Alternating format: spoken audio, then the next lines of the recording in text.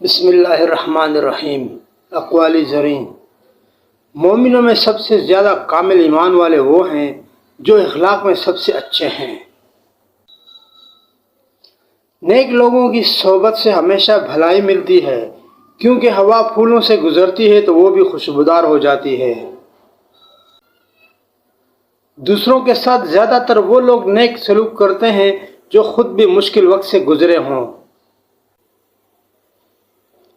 اخلاق اور رویوں کی بدصورتی کا احساس ہمیں اس وقت تک نہیں ہوتا جب تک وہ ہمارے ساتھ نہ برتے جائیں۔ خوش اخلاق لوگوں سے خوش اخلاقی سے پیش آنا کمال نہیں، بلکہ بد اخلاق لوگوں سے خوش اخلاقی سے پیش آنا کمال ہے۔ خوش اخلاقی ایک ایسی خوشبو ہے جو میلوں دور سے محسوس کی جا سکتی ہے۔ دنیا کے ہر میدان میں ہار جیت ہوتی ہے، لیکن اخلاق میں کبھی ہار اور تکبر میں کبھی جیت نہیں ہوتی۔